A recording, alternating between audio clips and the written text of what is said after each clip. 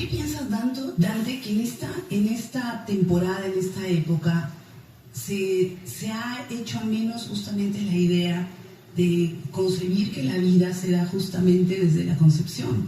Es decir, hay muchas teorías que se han incluido y desfasado la idea de que de repente ya cuando el cigoto está implantado forma parte de un organismo muy diferente al ser humano. ¿Qué ha pasado ahí? ¿Y realmente la ciencia está dándole la contra a una idea de Dios? ¿O en realidad estamos sufriendo una serie de, podría decir, de información errada que nos están brindando y dando a través de una manipulación grande? ¿Hay un plan realmente para hacer a menos a esto? ¿Qué opinión te da justamente la coyuntura y de manera integral mirarla desde tu punto de vista de por qué se da? ¿Qué piensas que hay de por medio o cuál es la función de lo que está sucediendo con el mundo, ¿no? Y sobre todo de hacer a menos, justamente como te digo, incluso el tema biológico también, ¿no? Es interesante notar que en el debate en torno al aborto, los que más suelen apelar a la ciencia realmente es la parte provida. En realidad los que promocionan el aborto no suelen apelar a ciencia.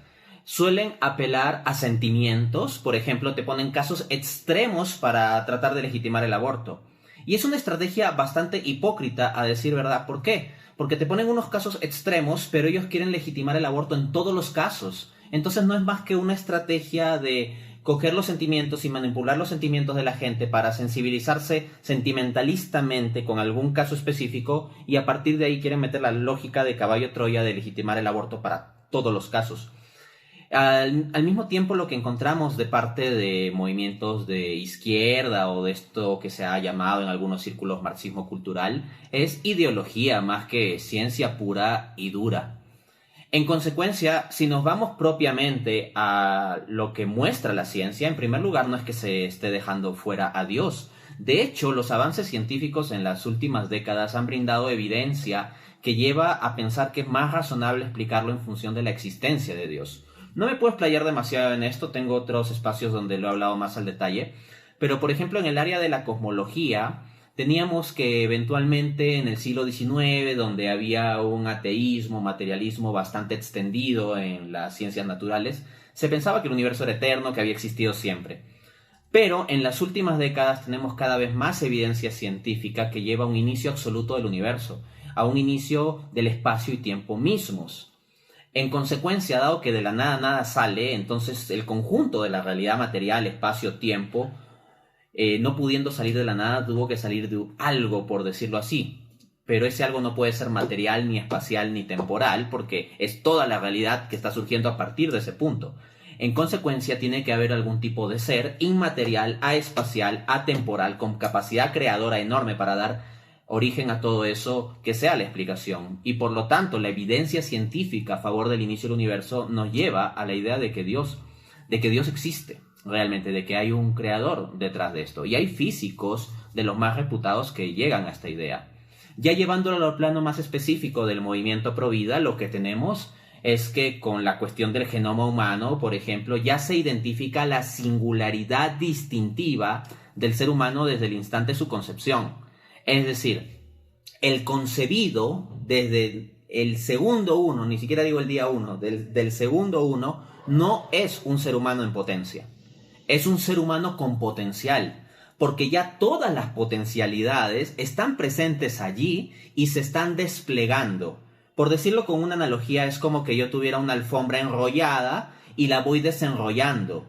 Pero ya la alfombra, todo lo que se va a desenrollar está en la alfombra enrollada. Entonces, el concebido es como todo lo que vemos del desarrollo del ser humano en su estado primigenio, pero es de la misma sustancia. No es que haya un cambio de sustancia. Por eso, curiosamente, se halla por la observación común y por la ciencia que, del concebido salen seres humanos. O sea, no sale un gato, no sale un pájaro. O sea, hay una continuidad, vamos en esto.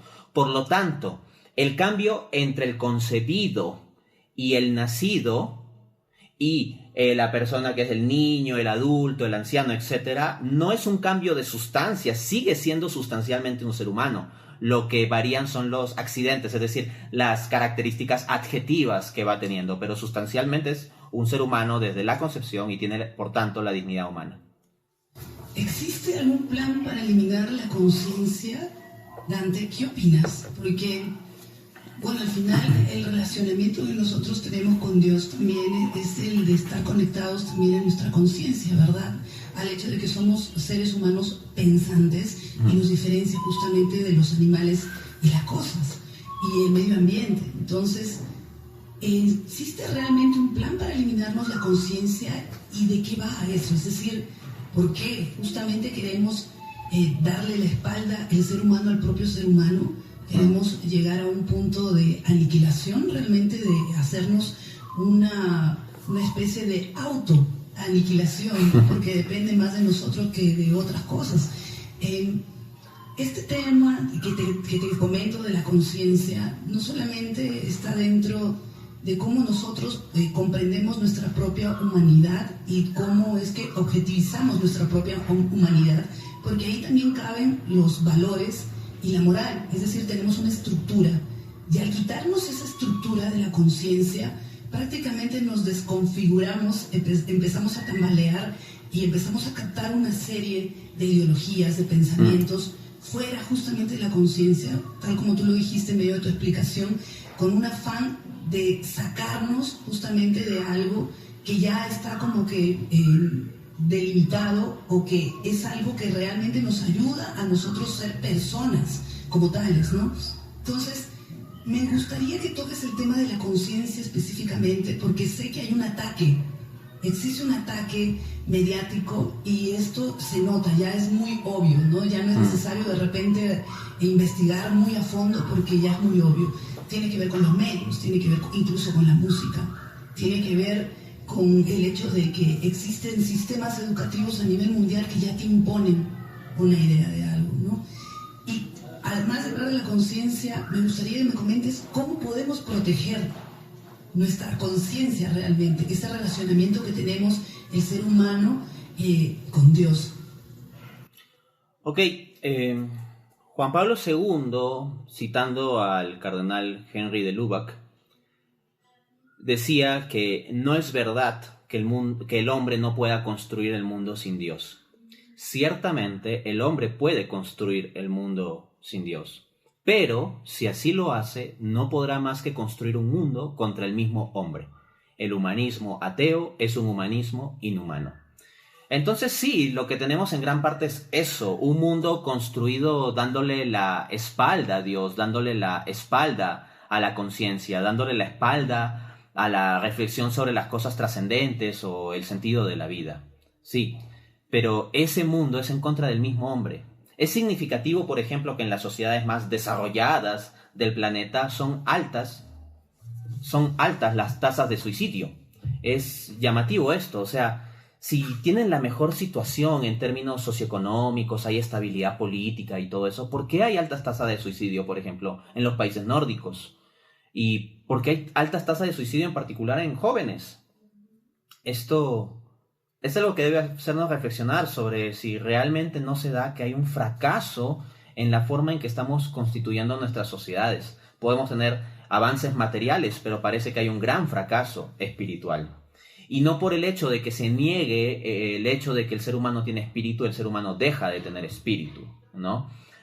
Más bien lo que va a suceder es que se va a construir una sociedad materialista en la cual toda la potencialidad espiritual del ser humano va a quedar frustrada, y eso se va a traducir en síntomas como la enfermedad crónica de los países desarrollados, la depresión, ¿no? La depresión es muy llamativa en los países desarrollados. De hecho, en mi libro La economía irracional muestro unas estadísticas del consumo de antidepresivos, el top 10 de países que consumen más antidepresivos a nivel porcentual, ¿no?, respecto al total de la población, y en general los que encabezan la lista son países desarrollados. Ahora, la pregunta es, ¿no? ¿Hay intereses detrás de que esto sea así? Pues sí, efectivamente, hay intereses, porque a los gobiernos les conviene que seamos gente manipulable. que seamos gente que no veamos algo por encima del orden de este mundo. Y lo mismo a las grandes empresas, a los grandes intereses políticos, económicos, financieros, les conviene que no veamos algo que sea más allá de este mundo. ¿Por qué?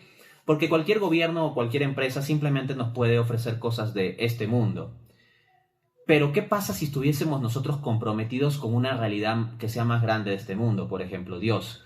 Tendríamos unos valores absolutos que si un gobierno quiere, porque en cierto momento le convenga, hacer algo en contra de eso, se va a encontrar con un muro infranqueable.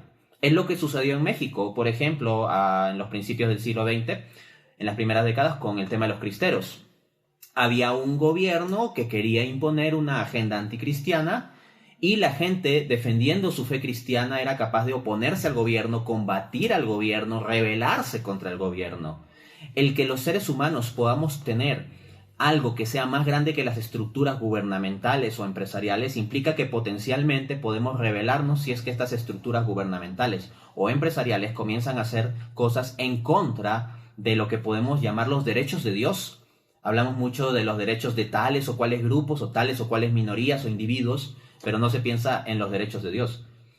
Entonces, a las empresas también no les conviene que seamos personas que reflexionen.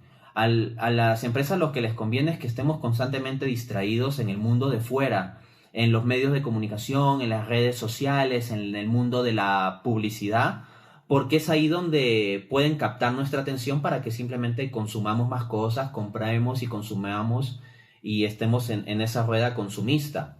En otras palabras, les conviene que seamos personas que sean manipulables por medio de los sentimientos, porque por medio de los sentimientos pueden más fácil influir en nosotros y llevarnos en la dirección política o económica que les convenga. Nos están manipulando emocionalmente. Y justamente tocando el tema emocional, es de que como seres humanos también sufrimos. Y la idea justamente de Dios es que el sufrimiento nos redime, nos ayuda a tener conciencia sobre justamente lo que venimos pasando. Sin embargo, lo que viene sucediendo actualmente es de que se romantiza el sufrimiento al punto de pensar de que la depresión no debería de curarse más que con pastillas, y que por otro lado el placer va a suplir justamente todas esas emociones aparentemente malas, y digo aparentemente malas porque nos ayudan realmente a generar un impulso en nuestras propias vidas y a generar conciencia. Y en ese afán quisiera preguntarte esto, Dante. La eutanasia va a llegar a un punto en que el propio ser humano va a decidir: no quiero sufrir y simplemente voy a tomar una decisión que me va a ayudar para no sufrir. Y es tomar una pastilla o empezar a solicitar alguna asistencia de que me quiten la vida con mi consentimiento y encima bajo leyes y normativas que ya están formadas para eso. ¿Qué opinión tiene para ti el hecho de que no estemos los seres humanos tomando conciencia de que el sufrimiento realmente nos puede ayudar a redimir nuestras vidas? ¿Y qué hacer justamente en contra de estas manipulaciones y de estas ideologías que nos quieren hacer pensar de que sufrir no está bien, cuando en realidad hay un motivo de por medio, ¿no? En 1932, el escritor inglés Aldous Huxley publica un libro, New Brave World, que me gusta mucho cómo han traducido el título al español como Un Mundo Feliz, que es una ironía. Es una sociedad distópica en la cual toda la vida es planificada por la ciencia. Incluso los bebés son fabricados en el laboratorio y los seres humanos son asignados a roles sociales en función de las capacidades con las cuales se los ha configurado, ¿no? Están clasificados, de hecho, en seres humanos alfa, beta y gamma.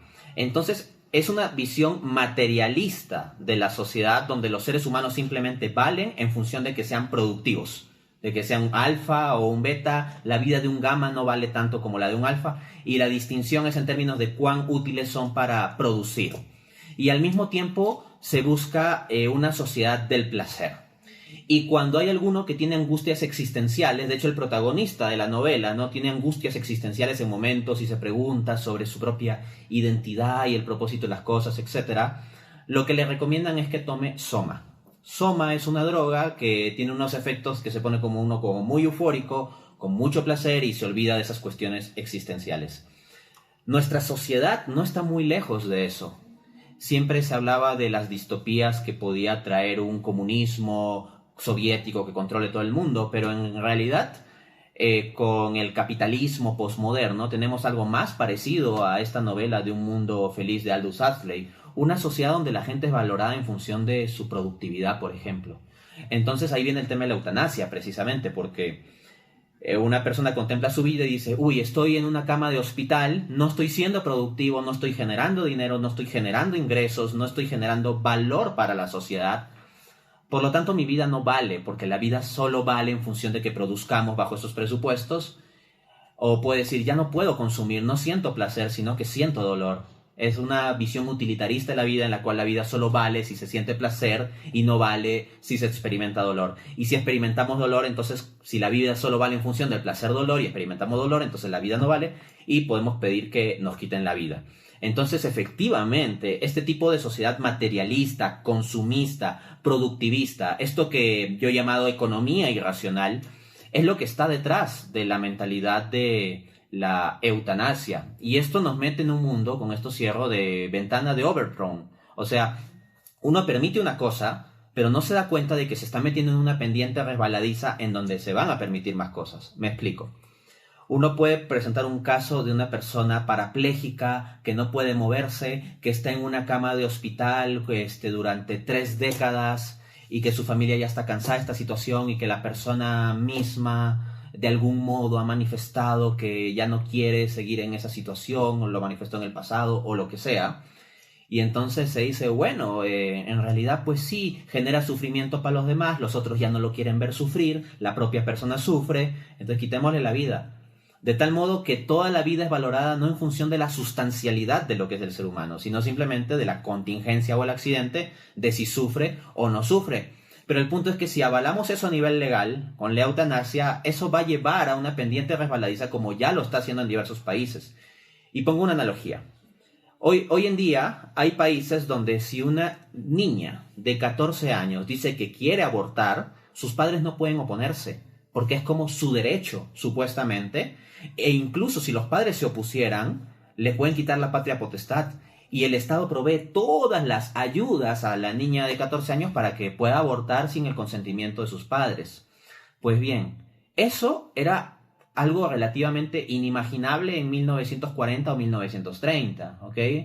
Ahora bien, proyectémonos en lo siguiente.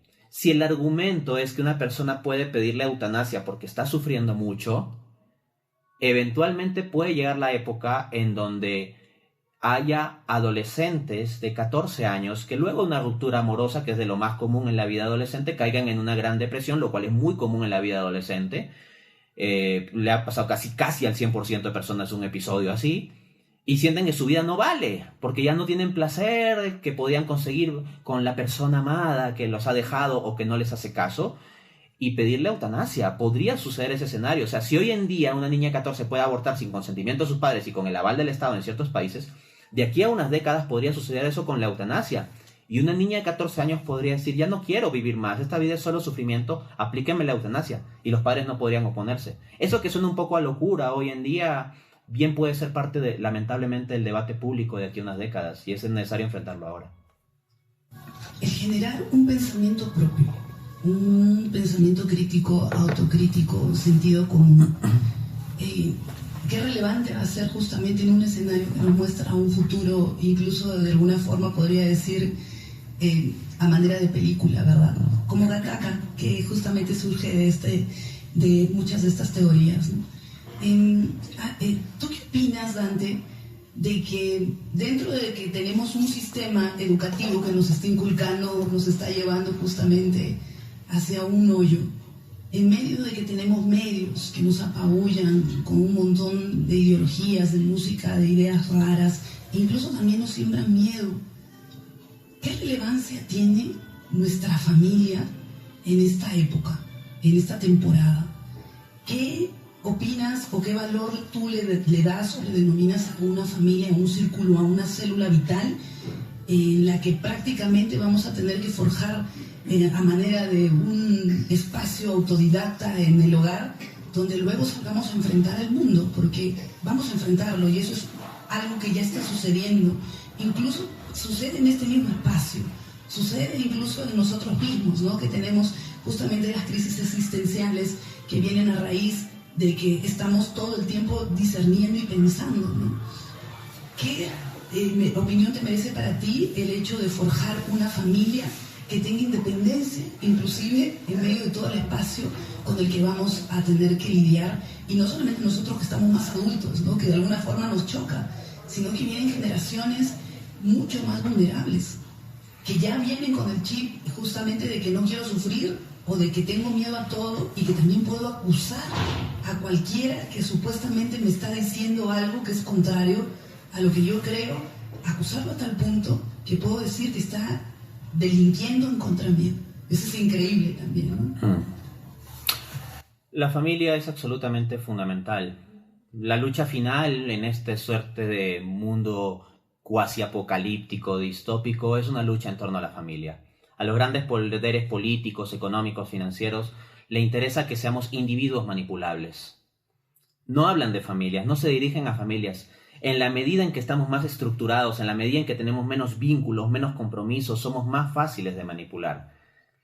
A este sistema le interesa que seamos individuos aislados, no que seamos personas integrantes en familias, en estructuras con las cuales estemos súper comprometidos. Porque un compromiso que no sea el compromiso simplemente con consumir o con el placer o con ciertos derechos o deberes políticos es algo que no le conviene a estos poderes. Podemos obtener la fuerza desde las familias y las familias tienen que trascender todo esto y son el espacio en principio en donde se trasciende todo esto. ¿Por qué? Porque hay sitios donde a mí nomás se me va a valorar por lo que produzco, por cuánto dinero produzco, o por cuántos libros vendo, o por cuántas charlas puedo dar. Hay espacios donde se me va a valorar simplemente en función de la cantidad de seguidores que tenga en redes sociales. Hay espacios en los cuales se me va a valorar en función de qué tan bien peinado o bien vestido estoy. Pero cuando yo me levanto en la mañana, ahí está mi esposa. Y mi esposa me quiere. Y me ve con mi cara recién levantado. Legañoso y despeinado y todo eso, ¿no? Y me quiere. Y en ese momento no estoy produciendo dinero, por ejemplo. No estoy dando una conferencia. No estoy bien bañado ni peinado. No cumplo las características anteriores. Pero me quiere por lo que soy. Cuando llego a casa, luego del trabajo, mis niños se alegran y dicen papá y vienen corriendo. Y yo puedo haber tenido un mal día. Yo tengo bastante actividad, por ejemplo, en redes sociales, y en redes sociales hay gente que me aplaude y me alaba y dice muchas cosas bonitas de mí, y gente que dice porquería y media de mí. No importa si ese día se han hablado cosas más bonitas o más porquerías sobre mi persona, si yo llego a casa, mis niños dicen papá y vienen corriendo hacia mí. Entonces, en mi familia, en mi esposa, en mis hijos, encuentro un núcleo, una fuerza que está más allá de las coyunturas, de todos esos problemas de las estructuras políticas, económicas y sociales. Y el que cada ser humano pueda tener ese tipo de espacio es valioso. Y en gran parte la eutanasia se da porque hay gente que siente que ya no tiene ese espacio, que no tiene su familia, que ya nadie lo quiere y que simplemente quiere morir por eso. En realidad la vida vale la pena vivirla porque hay algo que es más grande que las estructuras políticas, económicas y sociales. Y ese algo más grande es el amor que se encuentra en las familias.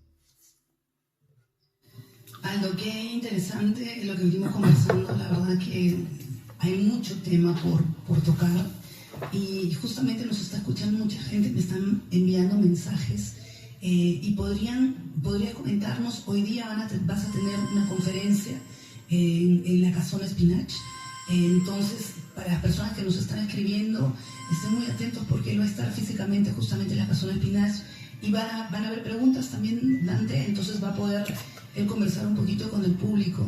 Y hay varias cositas que me está preguntando también, así que hay mucha curiosidad y es un tema muy relevante.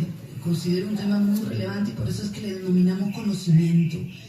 Esta falta de repente de análisis que existe y que nos obliga justamente al mundo a no pensar, nos obliga también a tener miedo por nada. ¿Y por qué toco el tema del miedo? Generalmente cuando pasan situaciones entre jóvenes, entre chicos, niñas embarazadas, chicas embarazadas, y siempre recurren a la idea del facilismo de decir aborto y ya está. Sin embargo, luego existen unas consecuencias increíbles porque en medio de una aparente vida exitosa, superficial, tienen la conciencia y tienen el alma que nunca se va a poder eliminar, que les hace un llamado justamente a mirar nuevamente ese hecho, ¿no? Y de eso no se habla. Nadie, absolutamente, o muy poca gente, se atreve justamente a enfrentar incluso ese tipo de errores, porque eso es un error, y hay que decirlo como tal cual, ¿no? Entonces, en medio justamente de que el mundo nos siembra miedo, en medio de que existen millones de alternativas justamente para eliminar el aparente problema, ¿qué es lo que deben forjar justamente estas familias en las niñas, en sus hijos, frente al miedo que existe? Porque va a haber miedo siempre. Y la idea de la valentía también, porque si te das cuenta, Dante, muchas ideologías surgen y se han hecho inmensas porque alguien tenía miedo de decir lo que pensaba y que simplemente la asumió porque todo el mundo lo hacía, ¿no? Entonces, me gustaría que comentes algo ya como para finalizar, y me da pena decir finalizar porque la verdad es que me parece interesantísimo esto, la idea del miedo en el ser humano.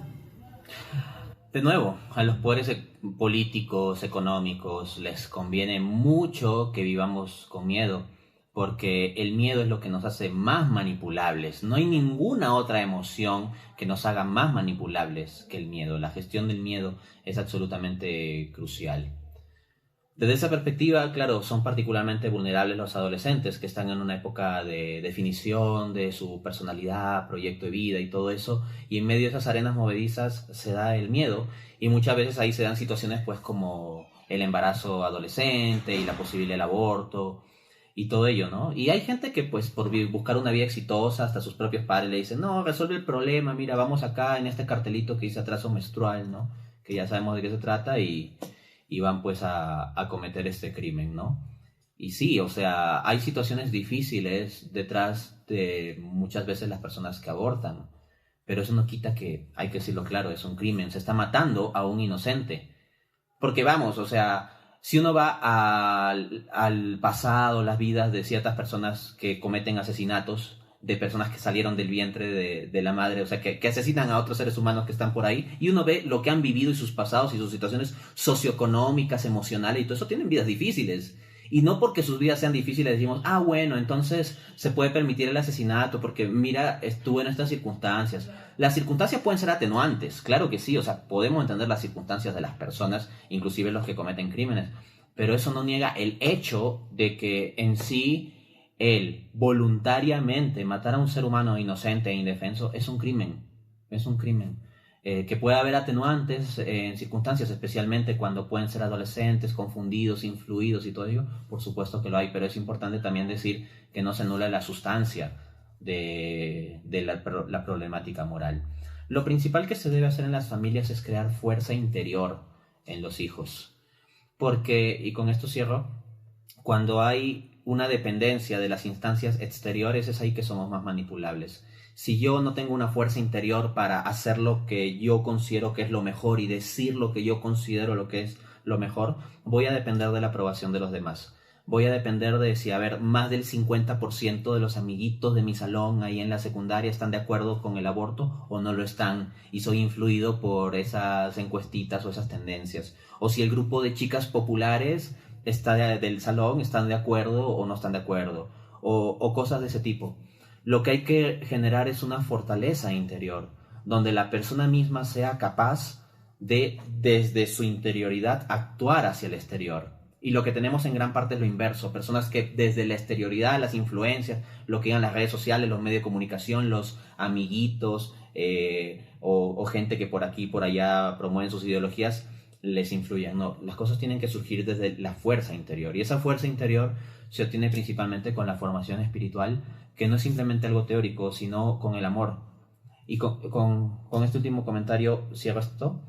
Gran parte de muchachas, de señoritas que abortan, están en situaciones de vulnerabilidad emocional porque no han sido amadas por sus padres, en especial por la figura de lo que es el papá, o el papá fue alguien ausente.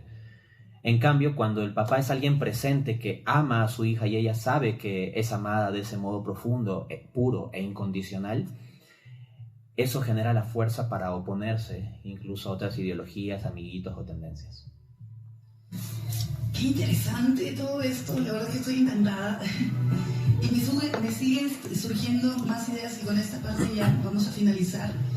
Vengo diciendo hace rato, en realidad es tan interesante que nos cuesta cerrar. Estamos normalizando nuestras patologías, Dante, al punto de que nos hemos olvidado de que tenemos perdón.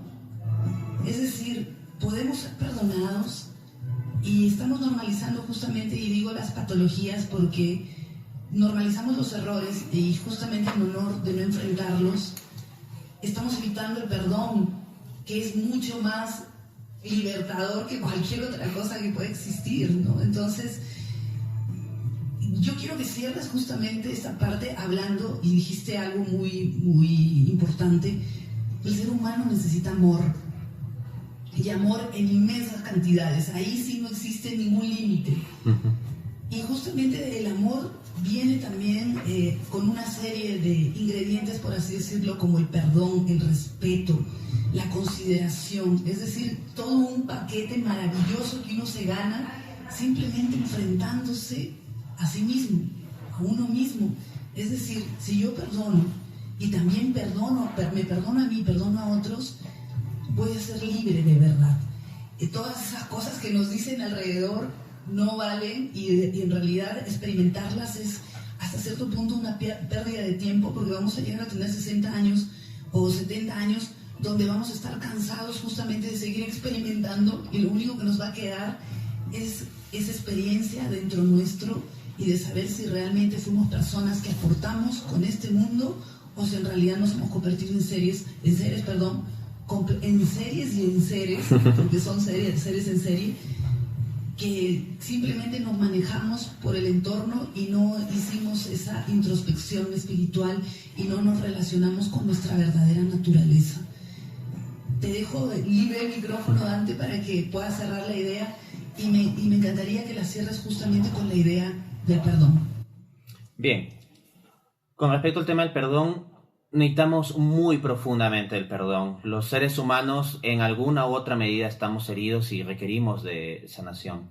Y un síntoma de que esto es una problemática social es el hecho de que hoy en día se desprecia, por ejemplo, el sacramento de la confesión, ¿no? O sea, se dice, yo no voy a ir a contarle mis pecados a un cura. Ya. Más allá de que el potencial oyente de estas palabras, sea católico o no católico, quiero invitarlo a hacer el siguiente análisis. Hay mucha gente que dice, pues así, ¿yo qué voy a ir a contar mis pecados a un cura, ¿no? Que supuestamente me va a dar el perdón de Dios y no sé cuánto, y es más pecador que yo, etcétera. Ya, se suele decir así. Pero esa misma gente, en gran parte, es gente que va y le cuenta toda su vida a un psicoterapeuta.